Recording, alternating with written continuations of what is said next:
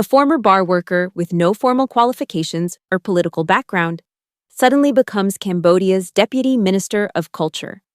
Who is she who's backing her rise? And why would someone who once criticized the government now be placed in a senior leadership role? Thi Sovantha's rapid ascent isn't just grabbing attention for how unusual it is, it also reflects how Cambodia's ruling elite are shifting their power strategies in the age of digital media. As social networks evolve into political tools and outsiders are selected, used, then cast aside depending on the regime's needs, personal stories begin to take on structural meanings. What's really happening inside Cambodia's power apparatus? Stay tuned for a deeper analysis in the next part.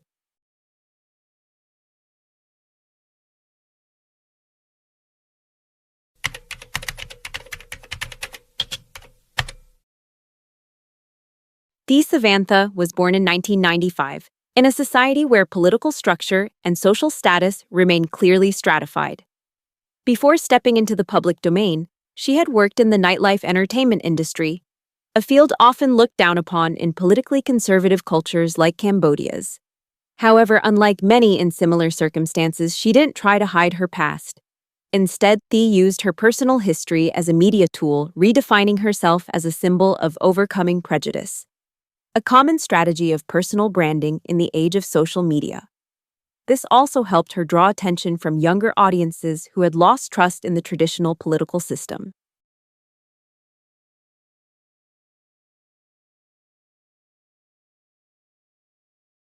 Through this approach, she not only reshaped her public image, but also demonstrated significant communication skills in managing her personal brand. In the late 2000s, Cambodia began developing its digital infrastructure. The void left by mainstream media was quickly filled by social platforms, creating space for individuals outside the political elite to enter public discourse. Thi Sovantha was one of the first to seize this trend to build influence. From a personal Facebook account, she quickly became a political influencer on social media with over 200,000 followers by the early 2010s.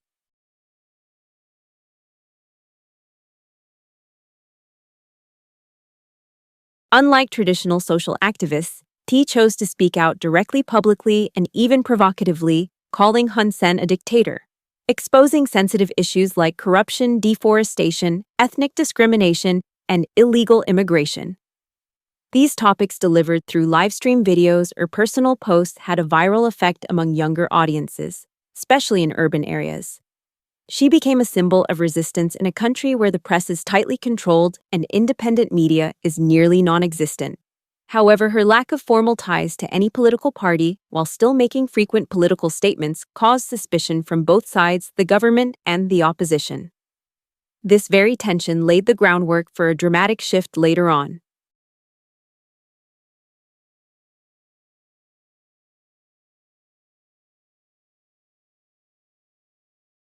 In 2018, shortly after being seen as a powerful symbol of resistance in Cambodia, Thi Sovantha began to radically transform her political image.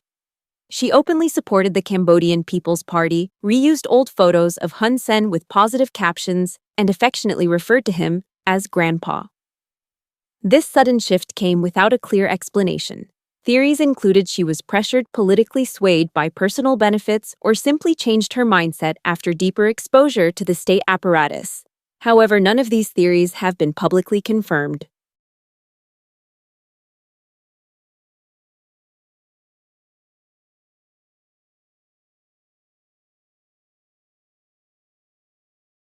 Her change in stance came with concrete actions. She appeared in ruling party media campaigns, joined election activities, and gradually entered the administrative system. By 2023, she was appointed deputy governor of Ariksat province, a position with local authority marking the regime's acceptance of her new political role. From a dissenter, she became an official member of the system. But in doing so, she lost most of the support from the public that once viewed her as a symbol of change.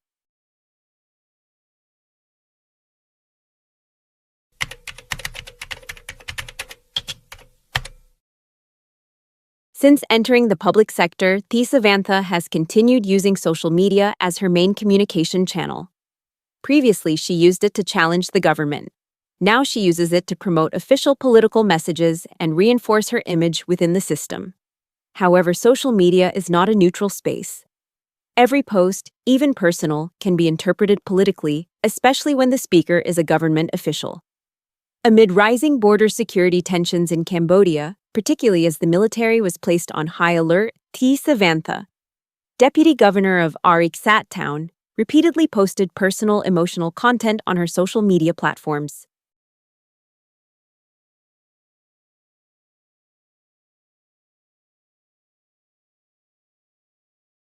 Although the posts did not mention politics, their content was seen as implying a personal relationship with someone high up in the power structure. Hun Sen, chairman of the Cambodian People's Party, directly requested that she delete these posts multiple times. However, Thi Sovantha continued to repost them, defying internal directives. As a result, on August 3, 2025, Hun Sen issued an order expelling her from the Cambodian People's Party and removing her from the deputy governor role. The reason given was violating party discipline and sending confusing political signals during a sensitive time. His statement was quoted verbatim in the media, "We don't have time to educate undisciplined officials." This case clearly demonstrates a principle. In today's Cambodian politics, there is no gray area between personal life and political responsibility. Social media is not a place for officials to express private emotions if those emotions disrupt party discipline or government image.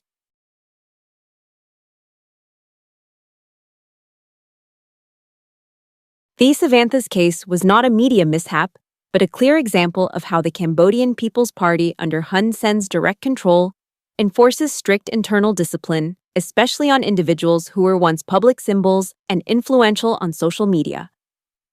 To fully understand how power can be granted and revoked so swiftly, we must look deeper into the inner structure of the Hunen family, where bloodlines and political authority are inseparable.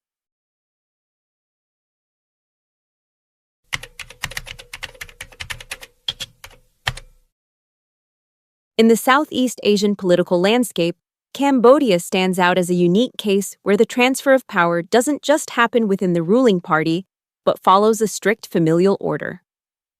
The Hunen family, led by former Prime Minister Hun Sen, now holds dominant roles in nearly all key national power structures. This not only creates a vertically stable political system, but also raises questions among international observers about transparency and long-term policy innovation. The handover of the prime minister role from Hun Sen to his eldest son Hun in 2023 marked one of the most organized transfers of power in modern Cambodian history.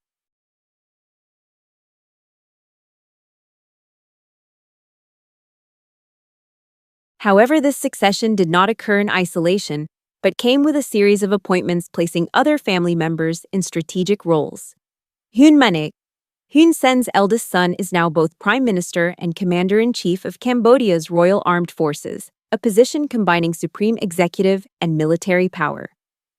Hun Manath, the second son, serves as Director of the Ministry of Defense's Intelligence Department, an agency holding sensitive information on political and national security matters. Hun Mana, the daughter, is married to Lieutenant General Dai Vichaya, head of the Criminal Police Department, who oversees major political and criminal cases. Hun Kimling, a niece, is the wife of General Neth Savyun, Deputy Prime Minister and former Director General of the National Police, one of the strongest enforcement figures in the country.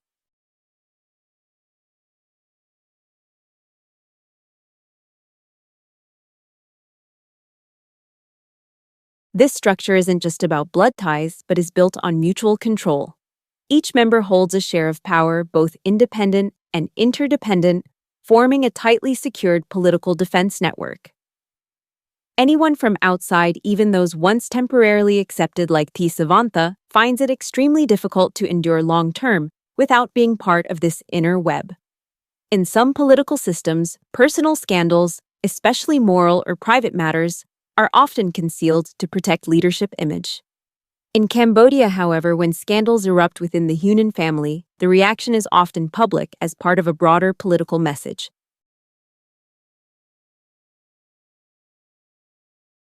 A prime example is the case of Hun Sen's nephew, a police general embroiled in scandals that affected the family's credibility. Back in 2008, he was involved in a fatal traffic accident killing a motorcyclist. In 2018, Hun Sen was sentenced to 18 months in prison for charges of threats and intentional defamation, a rare precedent among high-ranking officials with the Hun name.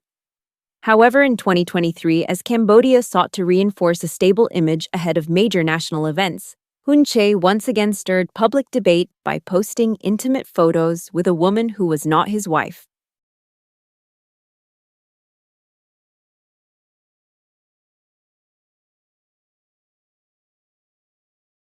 Instead of handling it internally, Hun Sen publicly criticized his nephew during a national event. He demanded the images be deleted, warned of dismissal if the behavior continued, and instructed authorities to investigate and act in accordance with the law. This incident reveals a truth within Cambodia's political system. When family members are part of the state apparatus, personal conduct can become a public issue. Publicly addressing such matters may be seen as a gesture of upholding government discipline. But it also raises the question, is this institutional transparency or simply a way of exercising power through public exposure?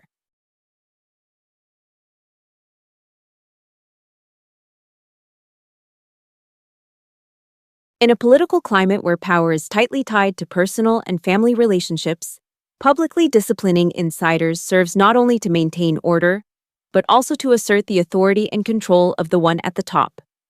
The case of Thi Sovantha shows that every personal movement, no matter how small, reflects how the system operates. When actions are constrained by dynastic interests, any effort for change must confront invisible boundaries. To understand the nature of political stability in Cambodia, one must look closely at how power is preserved and reinforced within a closed family structure.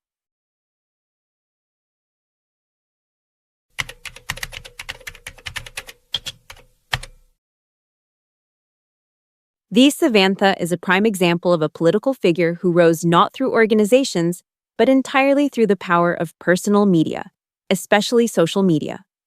In a short time, she was able to build a large following, shape public opinion, and become a figure of real influence. However, that fame lacked a sustainable political foundation.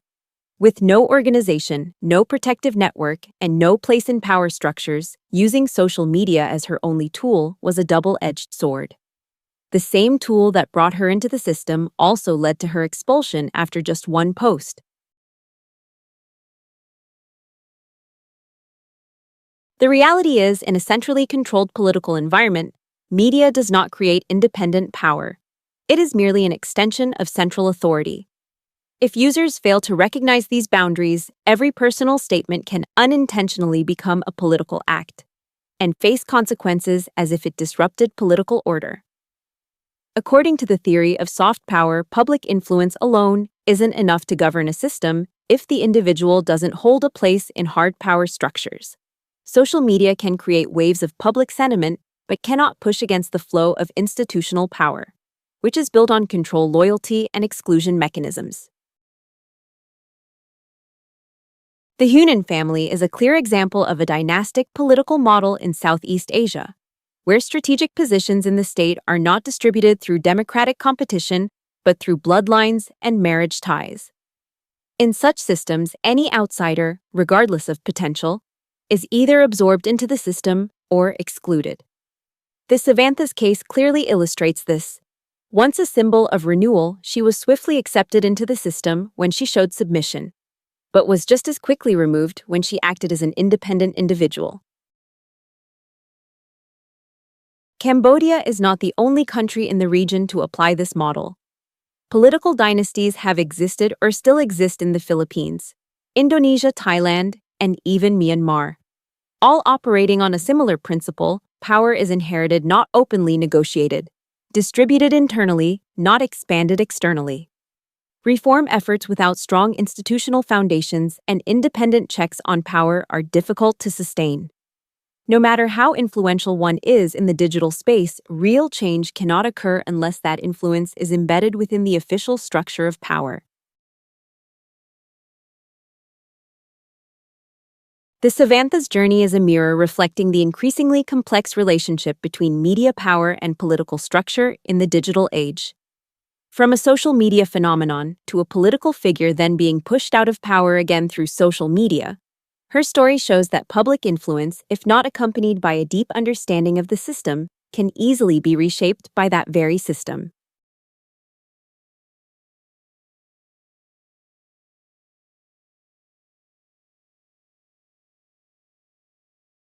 Meanwhile, the family-based centralized power model, as seen in the Hun Sen family, raises a critical question: is there still space for independent voices to survive long-term in a political structure built on bloodlines and obedience?